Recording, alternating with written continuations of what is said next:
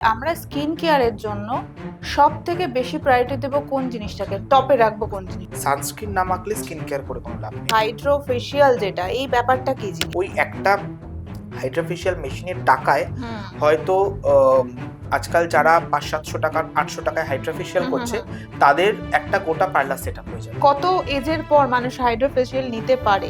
কোন এজের পর মানুষ হাইড্রোফেশিয়াল নিতে পারে বা কোন এজের পর মানুষ কি স্কিন কেয়ার করবে এটা না এভাবে বলা যাবে না। এই যে হাইড্রো ফেসিয়াল মেশিনগুলো দিয়ে যে ট্রিটমেন্ট হচ্ছে, সেগুলো কি অ্যাকচুয়ালি জেনুইন? এই ইন্ডাস্ট্রিতে না অনেক কিছু ভুলে ভরা রয়েছে। মেন্টাল হেলথের সাথে কি স্কিনের হেলথ অনেকটাই ডিপেন্ডেন্ট? জড়িত। কারণ আমাদের স্ট্রেস যখন বাড়তে থাকে তার সঙ্গে সঙ্গে আমাদের স্কিনের মধ্যে ফ্রি রেডিকেল নামক একটা জিনিস বাড়তে থাকে। প্রচুর পরিমাণে মানুষের যেটা সমস্যা হচ্ছে, প্রচুর ড্যান্ড্রফ অ্যান্ড হেয়ার ফল। সেক্ষেত্রে বাড়িতে একটা তেল তৈরি করে নেওয়া যায় একটু পিওর কোকোনাট অয়েলের সাথে, নিম পাতা, একটু কর্পূর আর একটু লবঙ্গ। আর এর সাথে সাথে এখন আরো একটা জিনিস খুব ভাইরাল, সেটা হচ্ছে কোরিয়ান গ্লাস ফিনিশ একটা ফেসিয়াল চলছে। এবং তারা এসে বলে যে কি না অনলাইনে দেখেছি এটা থাইল্যান্ডের ক্রিম, অনলাইনে দেখেছি এটা অমুক জায়গার ক্রিম, এটা তমুক জায়গার ক্রিম, এটা মাখলে নাকি 21 দিনে স্কিন ফর্সা হয়ে যায়। এই যে মার্কেটে অনেক ফর্সা হওয়ার ক্রিম পাওয়া যায়, সেটা কি জেনুইনলি কাজ করে? দেখেছো কোনোদিন? আমি কখনো মাখিনি। খুব নাম করা কলকাতার একজন বিউটিশিয়ান, সে বলছেন বডি অয়েলের মধ্যে একটু নুন আর একটু হলুদ দিয়ে ভালো করে মাখুন, তাহলে নাকি স্পায়ের কাজ করবে। প্রথম তো স্পা এটা নয়, স্পায়ের মানেটাই ভীষণ অন্য। আর দ্বিতীয়ত এটা তো সেই মাছ ভাজা হচ্ছে না, তার আগে নুন হলুদ মেখে ম্যারিনেট করবো আমি। কি বলছো? এই জিনিসটা যদি কেউ অন্তত 6 মাস মাখে তাহলে অবধারিত তার আগামী দিনে ক্যান্সার হতে চলেছে।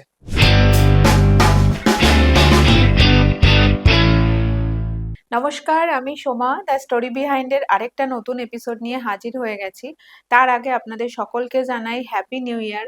নতুন বছর আপনাদের খুব ভালো কাটুক, নতুন নতুন ভাবনা চিন্তা, আরো নতুন সাকসেসের দিকে আপনারা সবাই এগিয়ে যান, এটাই প্রার্থনা করি। তবে নতুন বছরে আমরা নতুন ভাবে যতই কিছু ভাবি না কেন, কিছু কিছু পুরনো ভাবনা আমাদেরকে সবসময় ভাবায়, যেটা আমাদের স্কিন, হেয়ার, এই প্রবলেমগুলো। সবথেকে বড় কথা, উইন্টারের সময় আমাদের স্কিন সবার শুষ্ক হয়ে যায়, হেয়ার ফল হয়, ড্যান্ড্রফ হয়। তো এই সমস্ত প্রবলেম আমাদের সব সময় ভাবাতে থাকে। আর এই সব সমস্যার সমাধান করতে আজকে আমাদের সঙ্গে আছেন সায়ন্তন দাস, কসমেটোলজিস্ট। তো তার থেকেই আমরা আজকে জানবো যে কিভাবে এই উইন্টারের মধ্যে বা সামারে আমাদের স্কিন, হেয়ার কিভাবে আমরা প্রপার হেলদি রাখবো। তো নমস্কার, আমাদের পডকাস্টে তোমাকে স্বাগত থ্যাংক ইউ। জানাই।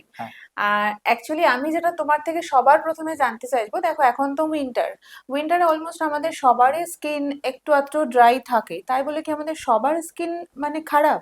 না না, খারাপ। হেলদি স্কিন বলতে তুমি কি বোঝো? দেখো, উইন্টারে আমাদের স্কিন ড্রাই হবে। হুম, আমাদের এমন ক্লাইমেটটা এখন হয়ে গেছে, বেশিরভাগ সময় ভীষণ হিউমিড, তো হুম, হুম। ফলে একটা প্যাচ প্যাচে গরম, ঘাম এগুলো সারা বছর থাকে। এগুলো ওয়েদার কন্ডিশনের উপর ডিপেন্ড করছে আমার স্কিনটা কিরকম কিছুটা থাকবে। উইন্টারে নিশ্চয়ই স্কিন ড্রাই হবে, কারণ হুম, চারপাশের ওয়েদারটা অনেক বেশি ড্রাই হয়ে যায়, হিউমিডিটি অনেক কমে যায়। কমে যায়। তার মানে আমার স্কিনটা খারাপ নয়। একটা হেলদি স্কিন বলতে আমরা সেই ধরনের স্কিনকে বুঝি যে স্কিনে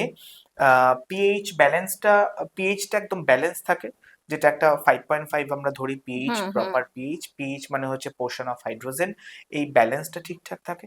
এবং যার স্কিনে ধরো তুমি ঘুম থেকে উঠছো, হুম। হঠাৎ করে তোমার দেখলে 5-7টা অ্যাকনে বেরিয়ে গেল, এটা বেরোয় না। তোমার স্কিন প্রচন্ড অয়েলি নয়, তোমার স্কিন প্রচন্ড ড্রাই ড্রাইও নয়, না। তোমার স্কিন নর্মাল। এবার শীতকালে একটু ড্রাই হচ্ছে বিকজ অফ ক্লাইমেট, সেটা অন্য জিনিস।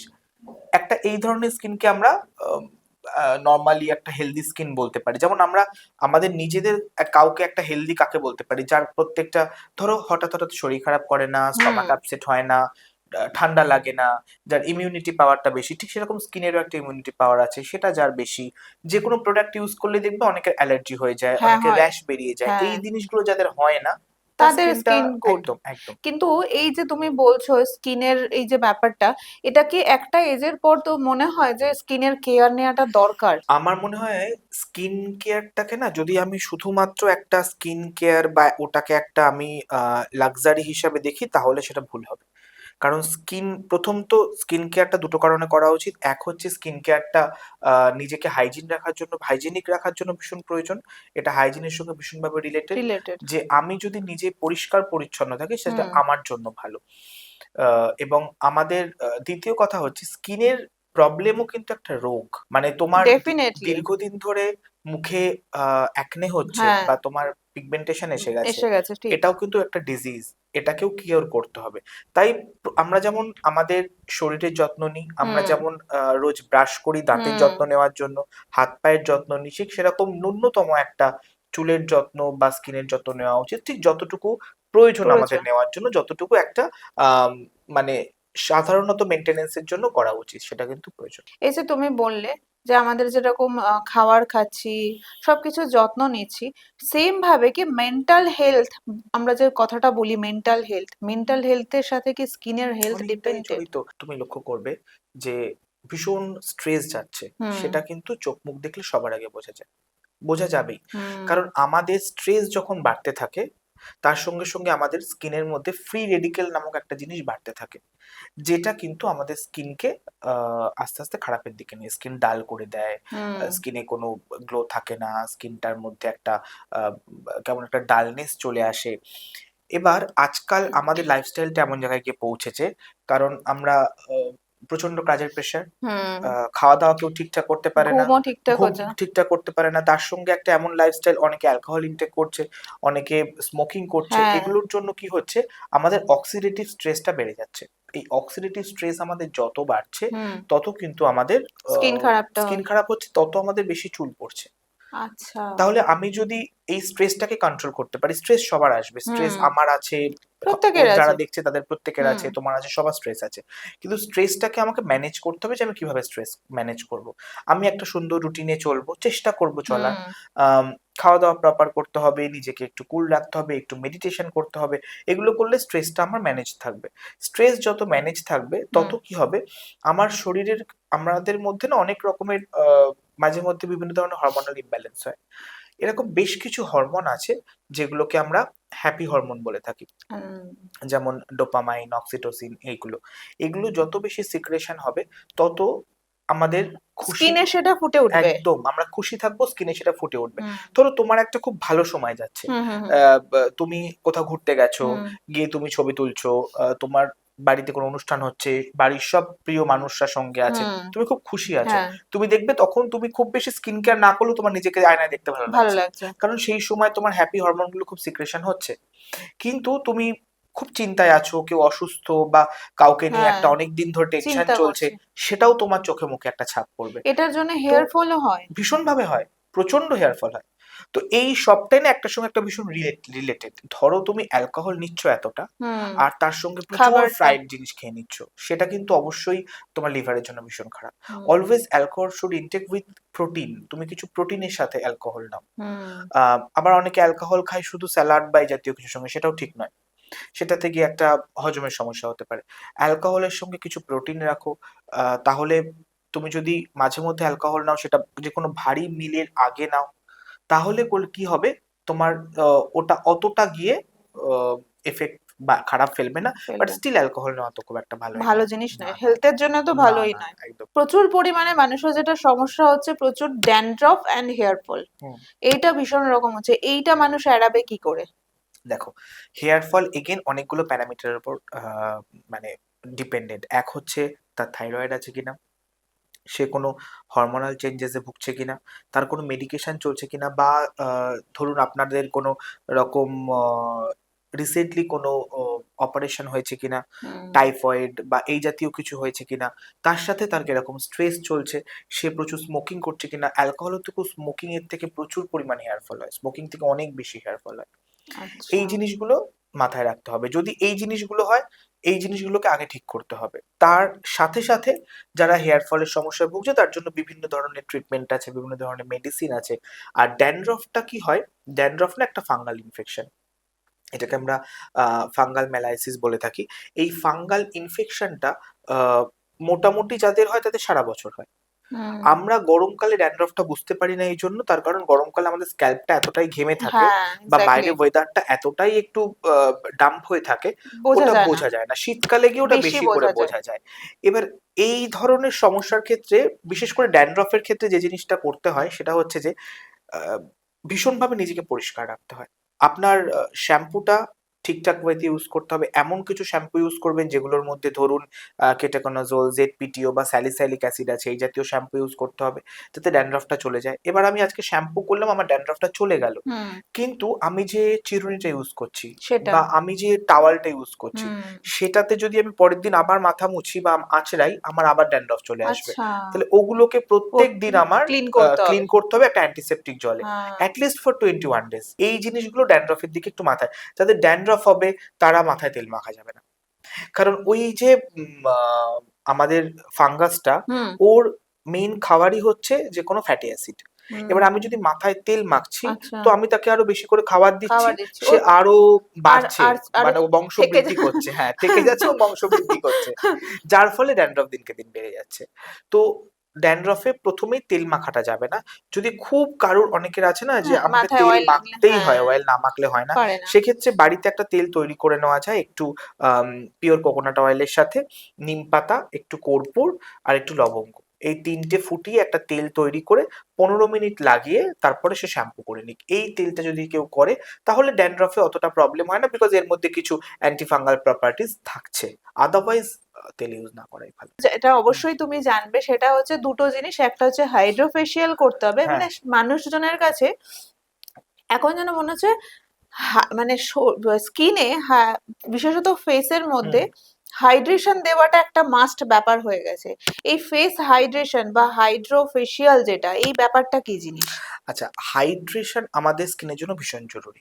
আমাদের স্কিন প্রথম ডিহাইড্রেট হয়, হুম, তারপর রিঙ্কেল আসে।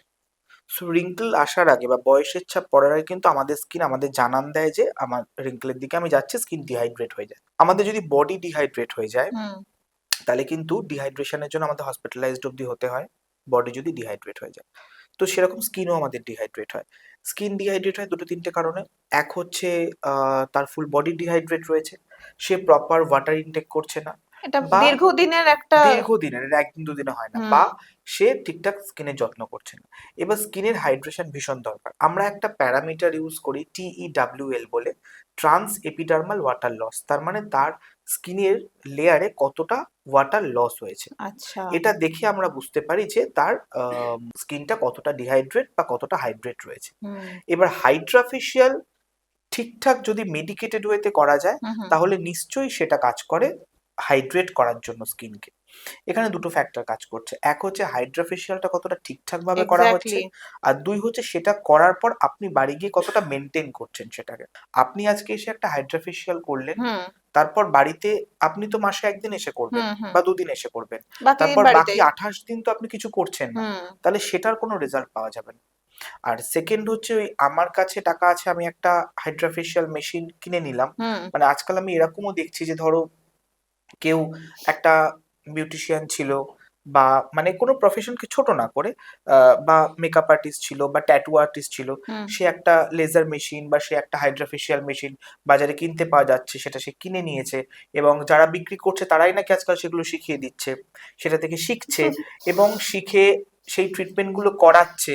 এটা কিন্তু খুব ভয়ঙ্কর একটা জিনিস, কারণ হাইড্রাফেশিয়ালের একটা মেথড আছে এবং ওখানে একটা রেঞ্জ অফ সেরামস আমরা ইউজ করি, যে কোন স্কিনের জন্য কি সেরাম ইউজ করতে হবে। যেমন আচ্ছা। ডিহাইড্রেটেড স্কিন হলে হাইলুরনিক অ্যাসিড ইউজ করতে হবে, কারোর স্কিন ডাল থাকলে ভাইটামিন সি ইউজ করতে হবে, কারোর যদি স্কিনের মধ্যে রিঙ্কেল থাকে ভিটামিন এ ইউজ করতে হবে, রেটিনল, কারোর হুম, যদি মনে হয় যে অ্যাকনে স্পট অনেক বেশি আছে বা ব্ল্যাক প্যাচ আছে, তাকে আলফার বিউটিন ইউজ করতে হবে। তো যে মেশিন বিক্রি করছে সে তো আর হুম, এগুলো বলবে এগুলো না, তো বলবেন সে এক্স্যাক্টলি। মেশিনটা বিক্রি করবে। এক্স্যাক্টলি। তো এই হাইড্রাফেশিয়ালটা যদি প্রপার ওয়েতে না করা যায়, হুম। তাহলে তো তার খারাপ দিকটা অনেক বেশি হবে তার রেজাল্ট আসার থেকে। মানুষ যে করছে তারা তো জানছে না। না, তারা কর- জানছে না। এবং এটার আর একটা খুব ভয়ঙ্কর জিনিস হচ্ছে যে মানুষ আজকাল এসেই বলছে যে আমি একটা হাইড্রাফেশিয়াল হ্যাঁ, করবো। এক্স্যাক্টলি। তার তার স্কিনে যাবে হাইড্রাফেশিয়াল কিনা। যাবে কিনা বা হ্যাঁ। তার লাগবে কিনা, হয়তো তার হাইড্রাটা ভালো হবে, হুম, কিন্তু তাকে আমি অন্য একটা ট্রিটমেন্ট দিলে সেটা অনেক বেশি ভালো রেজাল্ট পাবে। এক্স্যাক্টলি। তো এটা আমার আমার ক্লিনিকে যেমন প্রায় এই কনফ্লিক্টটা লেগে থাকে, অনেকেই আসে, এসে বলে একটু আমি এটা করতে চাই, আমি হুম, তখন বলি যে না, এটা আমি আপনাকে করাতে পারবো না, কারণ আমার সামহাও মনে হচ্ছে এটা আপনার জন্য ঠিক না, হুম, আপনাকে ওইটা করতে হবে। তাতে কেউ কনভিন্স হয়, কেউ মনে করে যে না আমি ওইটাই করব, সে ফিরে চলে যায়, আমার কিছু করার নেই। কিন্তু মানে কোনো ওই ভাইরাল ট্রিটমেন্টের পেছনে ছুটে স্কিনটাকে অন্তত ভালো রাখা যায়। আর ওই যে রেটা দেওয়া হয়, একটা লাইট থাকে, ওই লাইটে কি স্কিনের কোনো ক্ষতি করে? লাইটে স্কিনে ক্ষতি করে না, কিন্তু লাইটে কিন্তু স্কিন রিজুভিনেট হয়। কত এজের পর মানুষ হাইড্রোফেশিয়াল নিতে পারে? কোন এজের পর মানুষ হাইড্রোফেশিয়াল নিতে পারে বা কোন এজের পর মানুষ কি স্কিন কেয়ার করবে, হুম। এটা না এভাবে বলা যাবে না। তার কারণ এখন এমন জায়গায় গিয়ে আমরা দাঁড়িয়েছি, ধরো আমার আর তোমার বায়োলজিক্যাল বয়স একটা, হুম। কিন্তু স্কিনের বয়স অন্যরকম। অন্যরকম, এক্স্যাক্টলি। কারণ আমাদের চারপাশে ওয়েদার হুম যেরকম হুম হুম। যাচ্ছে, যেটা বললাম স্ট্রেস যেরকম যাচ্ছে, স্কিন অন্য কিছু ডিমান্ড করছে। ধরো একজন 40 এজের কেউ আমার কাছে এলো, তার যার স্কিন মুখ খুব ভর্তি, ভালো। আর না যার মুখ ভর্তি ব্রণ, আচ্ছা। তাকে তো আমি 40 হয়ে গেছে হুম। বলেই তাকে অ্যান্টি এজিং না, ট্রিটমেন্ট আমি দিতে পারবো দিতে না, পারবে না। দিতে পারবো না। আবার একটা 20 বছরের মেয়ে আমার কাছে এলো, যার সাংঘাতিক ড্রাই স্কিন, হুম। তো তখন আমাকে এমন কিছু প্রপার্টিস দিতে হবে যেগুলো আমরা হয়তো একটু বয়স্ক স্কিনে দিই, কারণ তার স্কিনটা সেরকম রিয়াক্ট করছে, হুম। তার স্কিনটা সেরকম দেখাচ্ছে। তো স্কিনের বয়স যেটা, স্কিন যেটা চাইবে আমাকে সেটাই দিতে হবে। দিতে হবে। সেটা, সেখানে এজ ম্যাটার না, সেখানে স্কিনের এজটা এজ হয়তো ম্যাটার। কিছুটা ম্যাটার, কিন্তু হুম। বেশিরভাগটা স্কিনের এজ ম্যাটার, স্কিনের এজ ম্যাটার। বেশিরভাগটা স্কিনের এজ ম্যাটার। এই যে হাইড্রোফেশিয়াল যেগুলো তুমি বললে যে মার্কেট থেকে তারাই সেল করছে, তারাই নাকি সবকিছু করে ফেলছে, তো এই এই যে হাইড্রোফেশিয়াল মেশিন গুলো দিয়ে যে ট্রিটমেন্ট হচ্ছে, সেগুলো কি অ্যাকচুয়ালি জেনুইন? দেখো, হাইড্রাফেশিয়াল মেশিনের কাজটা কি? হাইড্রাফেশিয়াল মেশিনে অনেকগুলো পার্ট আছে। হুম একটা হচ্ছে স্কিনটাকে ক্লেনজিং করা, একটা হচ্ছে স্কিনের ডেড সেল রিমুভ করা, একটা হচ্ছে স্কিনের মধ্যে কিছু সেরাম ইনফিউজড করা, ওর মধ্যে একটা আল্ট্রাসাউন্ড থাকে যেটা সেরামটাকে স্কিনের মধ্যে পেনিট্রেট করায়, ওর মধ্যে একটা আরএফ থাকে, ওর মধ্যে একটা এলইডি মাস্ক থাকে, যে লাইটগুলো, যেটা লাইট নিয়ে হুম আমরা হুম। কথা বলছিলাম, যে প্রপার স্কিনে প্রপার লাইটটা স্কিনকে রিজুভিনেট করে। আমি এমনও লোকজন দেখেছি যারা হাইড্রোফেশিয়াল করছে, বিশ্বাস করবে না, যে স্কিনের মধ্যে একটা মোটা করে প্যাক লাগালো, হুম। তার উপরে এলইডি মাস্কটা বসিয়ে দিল, ওটা তো স্কিনের মধ্যে পৌঁছাবেই না, পুরো প্যাকটা তো আটকে দিচ্ছে। প্যাকটার উপরে। মানে এটার কারণটা কি, মানে এটা কেন করছে আমি জানি না, কিন্তু এটা করছে এবং মানুষ সেখানে গিয়ে করাচ্ছে। কারণ করাচ্ছে, হয়তো সেটা 500 টাকায় করছে, তাই জন্য এক্স্যাক্টলি। করছে। হ্যাঁ, আলটিমেটলি লাভ কিছু হচ্ছে না। হ্যাঁ। এবার কথাটা হচ্ছে যে খোলা মার্কেটে আজকাল সমস্ত মেশিন পাওয়া যায়। হাইড্রোফেশিয়াল মেশিন আমাদের ইন্ডিয়াতে প্রথম নিয়ে আসে যে ব্র্যান্ডটি, অ্যালিস বাবেল বলে একটা ব্র্যান্ড আছে, এবং উইচ ইজ মানে কস্টলি। সেই মেশিনটা কজনের কাছে আছে আমি জানি না, হুম থাকলেও কলকাতায় বেশ কিছু হাতে গোনা জনের কাছে আছে, কারণ ওই একটা হাইড্রোফেশিয়াল মেশিনের টাকায় হুম হয়তো আজকাল যারা 500-700 টাকা 800 টাকায় হাইড্রোফেশিয়াল হুম হুম করছে, হুম। তাদের একটা গোটা পার্লার সেট আপ হয়ে যাবে। বাপরে। হ্যাঁ, কিন্তু তারা করছে, তারা এটা করছে। এবার আমার বক্তব্য হচ্ছে যে তুমি যদি মনে করো যে আমি 10 গ্রাম সোনা কিনবো 22 ক্যারেট, হুম আমাকে 1,10,000 টাকা দিতে হবে, কিন্তু আমি 10 গ্রাম সোনা কিনবো, কিন্তু আমার কাছে আছে 30,000 টাকা, হুম। তাহলে আমি ওই 9 ক্যারেটের নতুন সোনা বেরিয়েছে ওইগুলো পাবো, আমি তো 22 ক্যারেট পাবো না। না। মানে কতটা পিওরিটি তফাৎ। হ্যাঁ। ঠিক জিনিসটা এরকম, যে একটা প্রপার ট্রিটমেন্ট করতে গেলে হুম। তোমার যদি তার জন্য 2,000-3,000 টাকা খরচা হয়, খরচা হয়। কারণ সেটাই তার রেট, সেটাই মার্কেটে সেই স্ট্যান্ডার্ডে ট্রিটমেন্টটা হয়। কেউ যদি সেটাকে 500 টাকা 700 টাকায় করাচ্ছে, মানে হুম। কোথাও গিয়ে তার কোয়ালিটিতে কম্প্রোমাইজ করছে। আর হয়তো সে কোয়ান্টিটিতে অনেক বেশি করাচ্ছে, কিন্তু আলটিমেটলি সেটা কিছু রেজাল্ট দিচ্ছে না। আর এই যে যেটা করছে সেটা তো অ্যাকচুয়ালি ভুল ট্রিটমেন্টও হচ্ছে। একদম ভুল এবার ট্রিটমেন্ট তাতে তো হচ্ছে। তার স্কিনেরও ক্ষতি হতে হ্যাঁ, পারে। হচ্ছে তো এবার বটেই। তুমি একটা আমাকে কথা বলো, একটা জেনুইন হাইড্রোফেশিয়াল কতদিন পর্যন্ত স্কিনে তার এফেক্টটা দিতে পারে এবং একটা কদিন পর? হাইড্রাফেশিয়াল মোটামুটি 21 ডেজ অব্দি তার স্কিনে খুব ভালো রেজাল্ট থাকে, যদি তার স্কিনটা একটু মেনটেন্ড হয়। হুম আর যদি সে জীবনে কিছু করায়নি, প্রথম এসে করাচ্ছে, হয়তো হুম ফার্স্ট সিটিং এ তার রেজাল্টটা 12-15 দিন থাকবে। হুম বাট একটা আফটার কেয়ার আমরা অলওয়েজ বলে দিই, যে হুম একটা প্রপার ময়েশ্চারাইজিং, প্রপার সানস্ক্রিন, একটা সেরাম, হুম। এতটুকু যদি করে, তাহলে তার রেজাল্টটা বেশ কিছুদিন অব্দি থাকবে। এমন নয় যে আজকে করিয়ে গেলাম 3-4 দিন বাদে স্কিনটা আবার আগের জায়গায় ফিরে যাবে, সেটা হয় না। মেনটেনও করতে হবে তার সাথে মেনটেন তো সাথে। করতেই হবে। মানে তুমি যাই করো, ধরো তুমি একটা বাড়ি কিনেছো, একটা গাড়ি হুম, কিনেছো, একটা মোবাইল এক্স্যাক্টলি। কিনেছো, সেটাকেও সবকিছু। তো একটু ঝাড়পোছ করে মুছে রাখতে হয়, মেনটেন তো করতেই হয়। আর এর সাথে সাথে এখন আরো একটা জিনিস খুব ভাইরাল, সেটা হচ্ছে কোরিয়ান গ্লাস ফিনিশ একটা ফেসিয়াল চলছে। কোরিয়ান গ্লাস স্কিন বলতে আমরা যেটা বুঝি, একটা ট্রান্সলুসেন্ট স্কিন, যে স্কিনটা স্পটলেস হবে, যে হুম। স্কিনটা ফ্ললেস হবে, যে স্কিনটা মানে কোনো রকম অ্যাকনে থাকবে না, কোনো অ্যাকনে মার্কস থাকবে না, কিছু এ থাকবে তো না। একমাত্র কোরিয়ানদেরই হয়। ঠিক আছে, এবার ধরো বাই গড গ্রেস যে তুমি সেই স্কিনটা, তোমার একটা ভালো স্কিন আছে, যে তোমার একটা খুব সুন্দর স্কিন আছে, স্কিনে কোনো দাগ নেই, ছোপ হুম নেই, স্কিনে কোনো কিচ্ছু নেই, ফ্ললেস স্কিন। এবার কোরিয়ান গ্লাস স্কিনে ফেশিয়ালে যে ট্রিটমেন্ট গুলো করানো হয় মূলত সেরাম বেসড একটা হুম ফেশিয়াল যে করানো হয়, সেটা যদি করায় বা তার জায়গায় অন্য কিছু করায়, বা তুমি যদি স্কিনটা একটু বেশি ভালো করে মেনটেন করো, হুম তাহলে তোমার ওই স্কিনটাই আরো চকচক করবে। কিন্তু কোরিয়ান গ্লাস স্কিন ফেশিয়াল হচ্ছে বলে পাশে একটা আম, ছোট ইনসেটে কোরিয়ান মুখ দেখিয়ে ওই রকম হয়ে যাবে, তাহলে তো আপনাকে কোরিয়ান জিনটা ক্যারি করতে হবে, আপনার বাবার দিক বা মার দিক কাউকে কোরিয়ান হতে হবে, নাহলে আপনি কোরিয়ান গ্লাস স্কিন ওরকম কি করে পাবেন? আপনি তো সেই জিনটা এক্স্যাক্টলি। ক্যারি করছেন না, প্রথম কথা। দ্বিতীয় কথা, কোরিয়ানরা না অনেক ছোটবেলা থেকে স্কিন কেয়ার শুরু করে, এবং ওরা মানে খুব স্ট্রিক্ট একটা স্কিন কেয়ারের মধ্যে থাকে।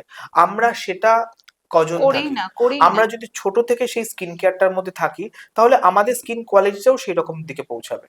নিশ্চয়ই পৌঁছাবে, কেন পৌঁছাবে না? তাহলে তুমি বলো যে আমরা স্কিন কেয়ারের জন্য সব থেকে বেশি প্রায়োরিটি দেবো কোন জিনিসটাকে, টপে রাখবো কোন জিনিসটাকে? স্কিন কেয়ারে প্রথম যে মানে স্কিন কেয়ার করার প্রথম শর্ত হওয়া উচিত সানস্ক্রিন।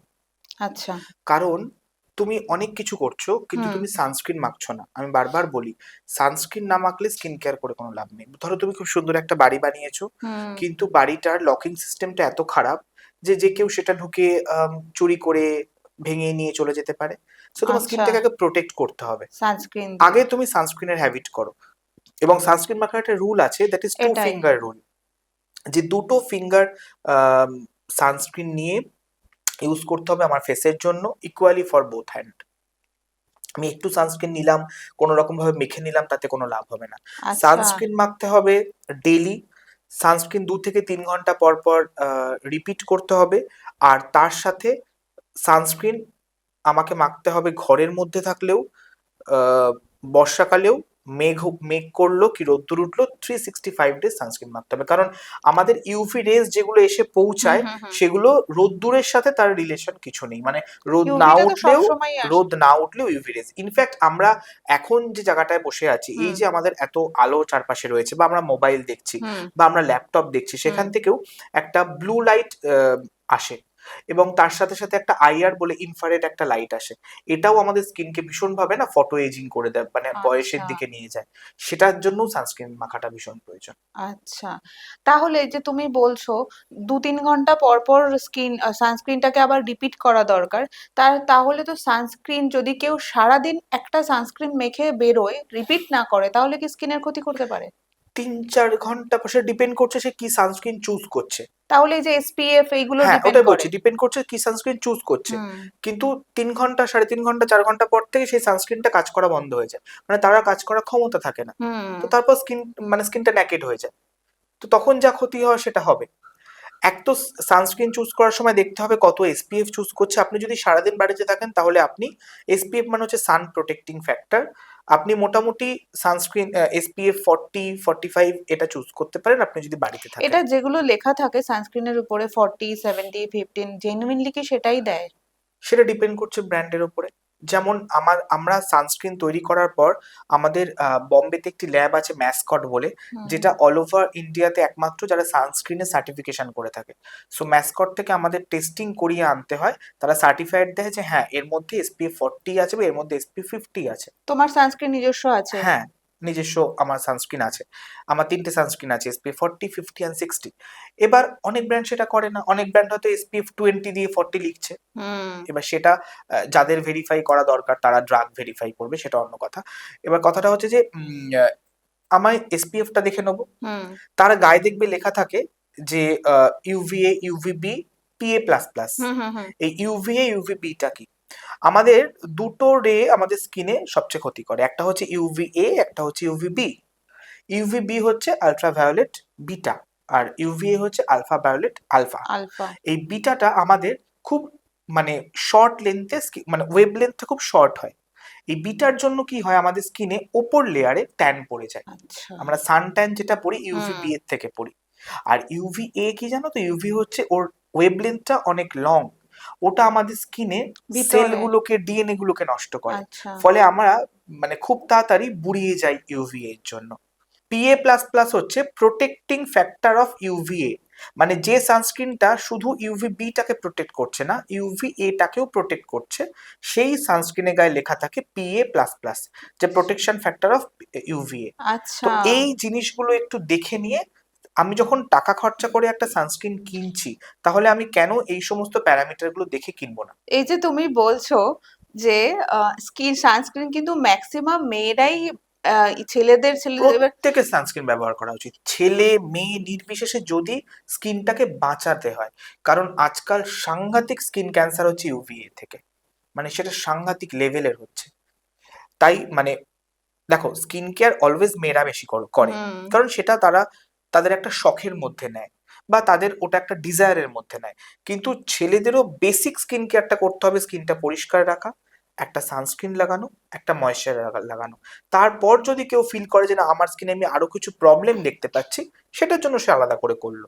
বাট যদি কোনো প্রবলেম না দেখতে পায়, তাহলে এই কোনো প্রবলেম যাতে কখনো না আসে, তার জন্য এই তিনটে বেসিক জিনিস করাটা খুব ভালো।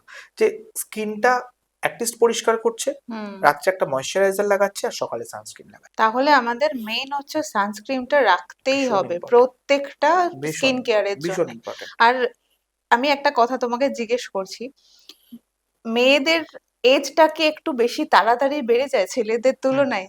এবার সানস্ক্রিন এই যে তুমি বলছো, প্রত্যেকটা মেয়েই কিন্তু মোটামুটি সানস্ক্রিন ইউজ করছে, আর এই যে তুমি ইউভির দুটো ব্যাপার প্রত্যেকটা মেয়ে বললে। সানস্ক্রিন ইউজ করছে, এবং প্রত্যেকটা মেয়ে ছেলেদের থেকে একটু বেশি স্কিন কেয়ার করছে। তারপরেও একটা হ্যাঁ, মেয়েকে অনেক বেশি কম এজে বেশি এজ দেখায়। এজ দেখায়, মানে এটা জেনারেল ক্ষেত্রে বেশি এজ দেখায়। তার না একটা সাইন্টিফিক্যাল কারণ আছে। সেই সাইন্টিফিক রিজনটা হচ্ছে, দেখো, একটা মেয়ে যে হরমোনাল আপস অ্যান্ড ডাউনস এর মধ্যে দিয়ে যায়, এক্স্যাক্টলি। একটা ছেলেকে সেটা যেতে হয় না। হয় না। নাম্বার ওয়ান হচ্ছে, একটা একটা মেয়েরই পিউবার্টি হয়, একটা মেয়ের মধ্যেই তার বিভিন্ন রকম হরমোনাল চেঞ্জেস আসতে শুরু করে। তো একটা মেয়েরই মেনস্ট্রুয়েশন শুরু হয়, হুম। এবং এই যে হরমোনাল চেঞ্জেস গুলো, এগুলো তো একটা ছেলের উপর দিয়ে যায় না। না। তো তার ফলে এই হরমোনাল চেঞ্জেস গুলো যে শুধু তার হরমোন চেঞ্জ হচ্ছে তা তো নয়, তার ইকুয়ালি এফেক্ট ফেলছে তার মানে স্কিনে, তার হেয়ারে, এবং একটা এই চেঞ্জেস গুলো না একটা মেন্টালিও ভীষণ একটা মেয়েকে খুব অনেক সময় ডিস্টার্ব করে। যার ফলে আমরা অনেক ক্লায়েন্টদের দেখি যারা আমার কাছে আসে অ্যারাউন্ড 50 বা 52, যারা একটু মেনোপজের হুম দিকে হুম চলে হুম। গেছে, তারা মেন্টালিও ভীষণ একটা কিছুটা ফ্রাস্ট্রেশনের মধ্যে যান। ফ্রাস্ট্রেশনের মধ্যে থাকে, একটা ডিপ্রেস থাকে। বিকজ এটা ডমিনেট করছে কিছুটা হরমোনাল চেঞ্জেস, এটাকে কিছু করার নেই। মানে ওই সময় আমরা তখন বলি একটু ভালো গান শুনুন, ভালো হুম সিনেমা দেখুন, একটু বন্ধু বান্ধবদের নিয়ে থাকুন, মনটাকে ভালো রাখুন, যেটা আমরা আলোচনা হুম করছিলাম হুম যে হুম। মনটাকে ভালো রাখা ভীষণ ভীষণ ইম্পর্টেন্ট, ইম্পর্টেন্ট। ভীষণ ইম্পর্টেন্ট। এই যে মার্কেটে অনেক ফর্সা হওয়ার ক্রিম পাওয়া যায়, সেটা কি জেনুইনলি কাজ করে? মেখেছো কোনোদিন আমি কখনো? কখনো মাখিনি। আচ্ছা, তবে এবার আমি বলি, আমার কাছে যদি 10 জন ক্লায়েন্ট আসে, তার মধ্যে 8 জন 9 জন, মানে আমার কপালটা এতটাই খারাপ যে এই ধরনের জিনিস ইউজ করে, স্টেরয়েড ইউজ করে আসে। মার্কেটে একটা লিস্ট অফ এরকম কিছু ক্রিম আছে, যেগুলো ধরো মেলা অমুক, মেলা তমুক, এরকম নাম আর কি, বা অমুক বি, অমুক সি, এরকম নাম এগুলোর। এগুলোর মধ্যে ট্রেটিনয়েন থাকে, যেটা একটা খুব খারাপ স্টেরয়েড, যেটা কি করে জানো তো, আমাদের সুপারফিশিয়াল লেয়ারটাকে পুড়িয়ে দেয়। হ্যাঁ যার ফলে তোমার মুখে যদি কোনো ব্রণ বা মেচেদার দাগ থাকে, হ্যাঁ ওপরের লেয়ারটা যে পুড়িয়ে দিল, তোমার এপিডার্মিস লেয়ারটা পুড়ে গেল, নিচে স্কিনটা বেরিয়ে গেল, যেটা একদম মানে ফ্রেশ নিচে স্কিনটা হ্যাঁ হ্যাঁ বেরিয়ে গেল। বেরিয়ে গেলে তোমাকে তো একটু ফর্সা দেখাবেই, হ্যাঁ। কিন্তু ওটা তোমাকে মেখে যেতে হবে। তুমি যেদিন ওটা বন্ধ করবে, তোমার মুখে যা দাগ ছিল, তোমার যা কমপ্লেক্সন ছিল, তার 10 গুণ দাগ বেশি কি চলে আসবে। বলছো?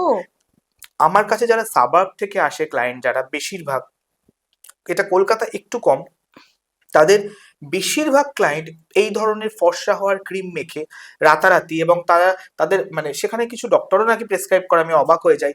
এবং তারা এসে বলে যে কি না, অনলাইনে দেখেছি এটা থাইল্যান্ডের ক্রিম, অনলাইনে দেখেছি এটা অমুক জায়গার ক্রিম, এটা তমুক জায়গার ক্রিম, এটা মাখলে নাকি 21 দিনে স্কিন ফর্সা হয়ে যায়। এই জিনিসটা যদি কেউ অন্তত 6 মাস মাখে, হুম। তাহলে অবধারিত তার আগামী দিনে ক্যান্সার হতে চলেছে। এটা কেউ আটকাতে কি পারবে না, বলছো? এটা হতেই হবে তাকে। কারণ তার স্কিনের তো কোনো ব্যারিয়ার নেই। না, মানে ধরো, মানে পুরো উপরের লেয়ারটাকে পুড়িয়ে দিচ্ছে। আমাদের স্কিনের তো একটা উপরে ব্যারিয়ার থাকে, একটা একদম। ঢাল থাকে, হ্যাঁ, যেটা রোদ্দুর পলিউশনকে স্কিন সবকিছুতে। প্রোটেক্ট করে, সেটা তো নেই। তাহলে সরাসরি সেটা আঘাত করছে, কোনো ব্যারিয়ার নেই, তো হুম। সেটা পুড়ে গেছে। তো আর ওটা যারা মাখে তারা প্রত্যেকে জানে, আমি যাদের কথা বলছি তারা নিশ্চয়ই বুঝতে পারছেন যারা এটা মাখেন, যে ওটা আপনি যতদিন মাখবেন ততদিন অবধি আপনার স্কিনটা ওরকম ফর্সা লাল টকটকে একটা দগদগে লাল স্কিন দেখাবে। যেদিন থেকে বন্ধ করবেন সেদিন থেকে আপনি বুঝতে পারবেন যে আপনি জীবনে কি ভুলটা করে ফেলেছেন। আর সানলাইটে গেলেও তো তাহলে প্রবলেম হবে তাদের হবে তো, সানলাইটে গেলে প্রবলেম হবে, আগুনের সামনে গেলে, রান্না করতে গেলে মুখ জ্বালা করবে, মুখ লাল হয়ে যাবে, কোনো কিছু দিয়ে ঘষা যাবে না, কোনো রাব করা যাবে না, এই একটা সাংঘাতিক পর্যায়ে স্কিনটা চলে যায়। এবং এই ধরনের স্টেরয়েড ট্রিটেড স্কিন গুলোকে ঠিক করতে বহু সময় লাগে, মানে আপনি যদি এই ক্রিমটা 3 মাস মাখেন হুম। আপনাকে ওটা রিপেয়ার করতে লাগবে 3 বছর সময়। আদেও কি ঠিক করা পসিবল এটা? আমার প্রশ্ন হচ্ছে আদৌ আমার ফর্সা হওয়ার কি প্রয়োজনটা কি? দরকারটা কি আছে? আমি যে কমপ্লেক্সনটা নিয়ে জন্মেছি, হুম। আমরা ধরো আমি জন্মের সময় যে কমপ্লেক্সনটা নিয়ে জন্মেছি, আমি ডে বাই ডে তো টোন ডাউন করছি, হ্যাঁ, আমি সেটাতে ফিরে যাই। ডেভেলপ করছি। আমি জন্মের সময় যেটা করেছি কমপ্লেক্সন, হুম। সেটাতে আমি ফিরতে পারবো। তার জন্য অনেক ট্রিটমেন্ট আছে, গ্লুটাথিয়ন আইভি আছে, তার জন্য বিভিন্ন রকম ট্রিটমেন্ট আছে সুপারফিশিয়াল, আপনি সেগুলো নিন। কিন্তু আমি আমি তার থেকেও অনেক বেশি ফর্সা হতে চাই, এই ফর্সা হওয়া যায় না, এবং হতে গেলে তাকে এই জিনিসটা ফেস করতে হয়। এই যে আমরা বিভিন্ন সময় দেখি ভিটামিন ই যে ক্যাপসুলটা আছে ওর যে মধ্যেকার যে জেলটা থাকে ওটা অনেক সময় আমরা ফেসে ইউজ করি বিভিন্ন দাগ রিমুভ করতে বা স্কিনটাকে ভালো রাখতে, ওটা কি কাজ করে জেনুইনলি? দেখো, প্রথম হচ্ছে ভিটামিন ই দাগ রিমুভ করে না, দাগ রিমুভ করে ভিটামিন সি। ভিটামিন সি এর মধ্যে অ্যাসকর্বিক অ্যাসিড আছে, ওটা দাগ রিমুভ করে। ভিটামিন ই স্কিনকে নারিশ করে, কিন্তু ভিটামিন ই ক্যাপসুলের মধ্যে যে ওই মানে ইয়েটা থাকে, ওই জেলটা। জেলটা থাকে, একটু থিক জেল, হুম হুম ওটার মলিকিউল গুলো এতটাই ভারী হয়, ওটা হুম। আমাদের স্কিনের মধ্যে পেনিট্রেট করে না। তুমি ওটা অ্যাপ্লাই করছো, তোমার কোনো ক্ষতি হচ্ছে না, কিন্তু ওটা স্কিনের আপার লেয়ারেই থেকে যাচ্ছে, ভেতর অব্দি যাচ্ছে না। আচ্ছা। তার থেকে বেটার যে তুমি ভিটামিন ইটা খাও, বা হুম ভিটামিন ই যুক্ত খাবার দাবার খাও, বা ভিটামিন ই যুক্ত জিনিস তুমি স্কিনে লাগাও। আমরা জানি অ্যাভোকাডোতে খুব ভালো ভিটামিন ই আছে, তুমি যদি অ্যাভোকাডো খাও হুম এবং তার খাওয়ার পর খোসার গায়ে যেটুকু লেগে আছে হুম সেই হুম। পাল্পটা নাও, নিয়ে ওটার সঙ্গে একটু ফ্রেশ ক্রিম মিশিয়ে যদি মুখে একটু মাসাজ করো, সেটা একটু বেশি ভালো কাজ দেবে। বাহ। কিন্তু ওই ঠিক ভিটামিন ইটা ওটা স্কিনের ভেতর অব্দি গিয়ে পৌঁছাচ্ছে না, কারণ ওটা এত ভারী। অনেক উপরেই থেকে পার্লারে দেখবে যাচ্ছে। যে ছোট ছোট ক্যাপসুলে হ্যাঁ কৌটো রেখে দেয়। হ্যাঁ হ্যাঁ হ্যাঁ। হ্যাঁ, এবার ওগুলো না ফেসিয়ালের সঙ্গে মিশিয়ে মিশিয়ে হুম করে। হুম হুম। অ্যাকচুয়ালি কিছু হয় না। প্রথম তো অ্যাকচুয়ালি যে কোনো স্কিনের সমস্যায় ওই নর্মাল ফেসিয়ালে কিচ্ছু হয় না। নর্মাল ফেসিয়াল তোমাকে একটা 2-4 দিন গ্লো দেবে ছাড়া আর কিচ্ছু করবে না, তোমার হুম। কোনো প্রবলেম সলভ করতে পারবে না। আর ভিটামিন ই দিলে তো কোনো কাজই করে না। এই যে তুমি নর্মাল ফেসিয়ালের কথা বললে আমার একটা কথা এখনই মনে পড়লো। এখন যেহেতু শীতের সময় চলছে তো একটা ওয়েডিং এর সিজনও চলছে, তো ব্রাইডরা কি করে পার্লারে যায় গিয়ে এই যে যেরকম হাইড্রো ফেসিয়াল বলছো কোরিয়ান ফেসিয়াল বলছো অনেক ধরনের অনেক কিছু করে, এটার তো এফেক্ট তুমি বললেই। তো তাদের জন্য তুমি বলো যে তাদের সাজেস্ট করো যে কি করাটা বেটার, কোন প্রথম হচ্ছে ফেসিয়াল? প্রথম হচ্ছে তাদের দেখে নিতে হবে যে স্কিনের কি কন্ডিশন আছে। হুম যারা ব্রাইড বা গ্রুম যারা আছে হুম তারা যদি, তাদের যদি খুব একটা কোনো প্রবলেম না থাকে, তারা যে কোনো এমন কোনো ফেসিয়াল করতে পারে একটা ভালো এক্সপার্ট যে জায়গাতে আছে সেখানে গিয়ে। যে ফেসিয়ালগুলোর মধ্যে কিছু ব্রাইটনিং এজেন্ট আছে, লাইক আলফার বিউটিন আছে বা হাইলুরনিক অ্যাসিড আছে, এই জাতীয় ট্রিটমেন্ট করতে পারে, এটা স্কিনের জন্য খুব গ্লো দেবে। বা যদি কারোর মনে হয় যে আমার স্কিনটা একটু মনে হচ্ছে ডিহাইড্রেট বা একটু এজেড এর দিকে হুম। হয়ে গেছে, তারা এমন কিছু ট্রিটমেন্ট করতে পারে যেখানে স্কিনটা একটু টাইটনিং এফেক্ট দেবে, সেই জাতীয় কোনো ট্রিটমেন্ট করতে পারে। হাইড্রা ফেসিয়াল খুব ভালো হয় এই জাতীয় ইয়েগুলোর জন্য। আম আমরা একটা ট্রিটমেন্ট করে থাকি, সেটাকে আমরা ফটো ফেসিয়াল বলে থাকি। আচ্ছা। লেজার দিয়ে করা হয়। তোমার ক্লিনিকে? হ্যাঁ, অনেক জায়গায় অনেক ক্লিনিকেই করে। লেজার দিয়ে করা হয়। যদি তার স্কিন পারমিট করে বা স্কিন ডিমান্ড করে, এগেইন বলছি, সে এসে চাইলেই আর আমি করিয়ে দেবো একদম নয়। হুম। তাহলে কিন্তু আমরা ফটো ফেসিয়াল করতে পারি ব্রাইড বা গ্রুমদের জন্য। এটা খুব ভালো। ভাইটামিন সি খুব ভালো ব্রাইড বা গ্রুমদের জন্য।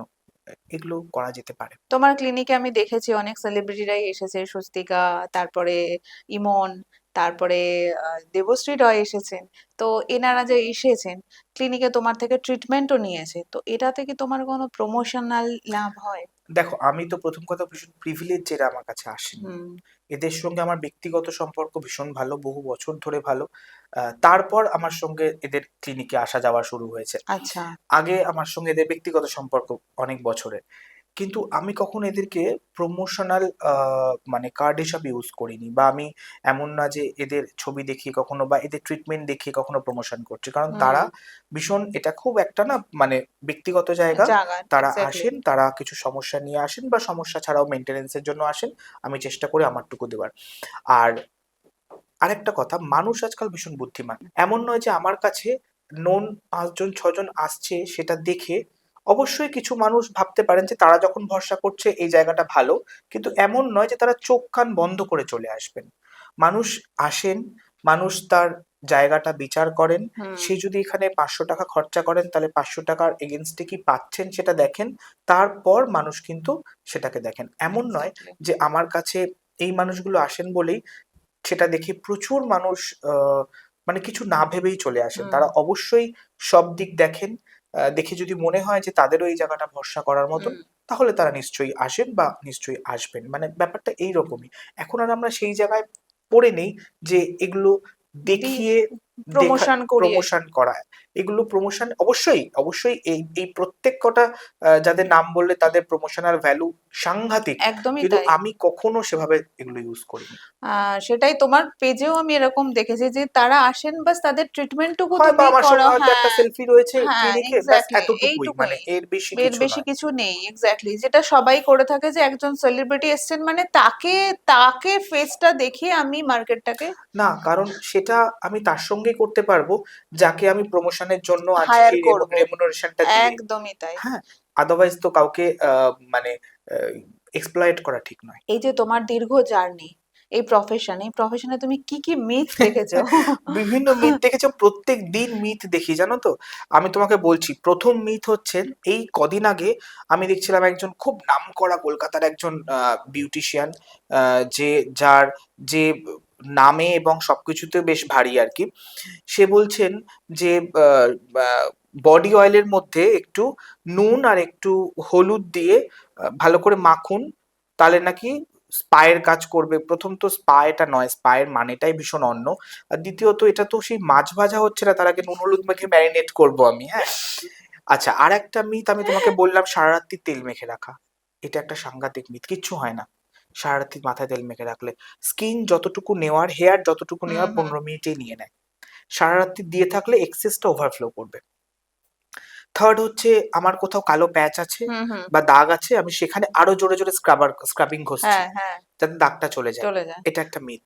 ফোর্থ হচ্ছে যে আমার মানে স্কিনের যে যে কোনো প্রবলেম, মানে যে কোনো সমস্যা, আমি তাতে কার্বন লেজার করাচ্ছি ধরে ধরে। হ্যাঁ, করে এবং সাথে আমার মানে অ্যাচিভমেন্ট হচ্ছে ২০০টা ৩০০টা ৪০০টা। এই মিথগুলো তো দেখে আসছি বরাবর।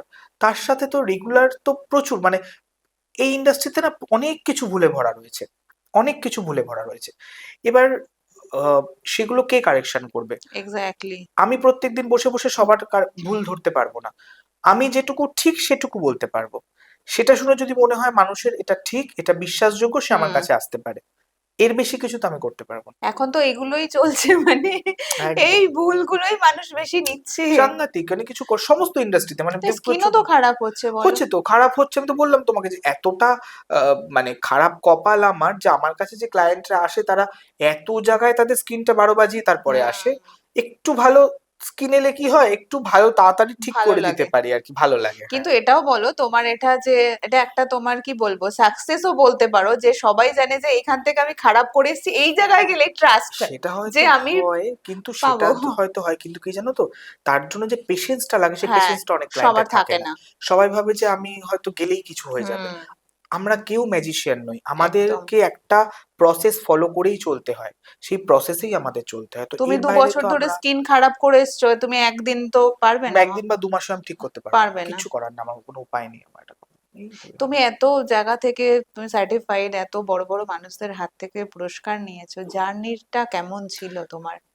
জার্নিটা খুব একটা টাফ ছিল না এবং খুব একটা সহজও ছিল না। আমি 2014 থেকে এই প্রফেশনে আছি। ১ম এ একটি ব্র্যান্ডের সঙ্গে অ্যাটাচ ছিলাম। তারপর হুম। সেখান থেকে বেরিয়ে যখন আমি কসমেটোলজি শিখতে এলাম, হুম। এসে দেখলাম যে এটা একটা সাগরের মতন। মানে প্রত্যেকদিন নতুন, নতুন জিনিস আসছে।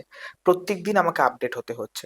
তো তখন আমি প্রথমে আমরা দিল্লি থেকে, তারপরে আমার একটা 3 বছরের ফেলোশিপ ছিল যেটা আমি লন্ডনে থেকে করেছি আর কি, 3 বছর আচ্ছা। ধরে।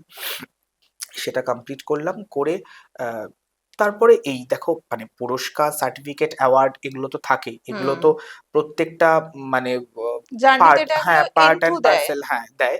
কিন্তু তার থেকেও বেশি আমাকে এন্থু দেয় যে কোনো একটি ক্লায়েন্ট হুম। যে অনেক আশা নিয়ে আমার কাছে এসেছিল, যে অনেক বিশ্বাস নিয়ে আমার কাছে এসেছিল, তাকে আমি স্যাটিসফাই করতে পেরেছি।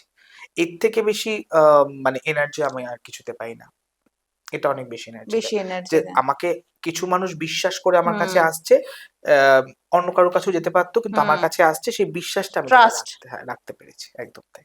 আজকে আমরা একটা র্যাপিড ফায়ার করি। চলো। আমি কিছু জিনিসের নাম বলবো তোমাকে, তুমি বলবে সেটা ঠিক না ভুল। ওকে, সেটা করা বেশ ঠিক না ভুল। বেশ বেশ। ঠিক আছে? রেটিনাল, গুড না ব্যাড? রেটিনল ইউজ গুড যদি তোমার স্কিন ডিমান্ড করে, মানে যে কেউ যখন তখন রেটিনল ইউজ করলে স্কিন রিয়াক্ট করবে। Sheet mask?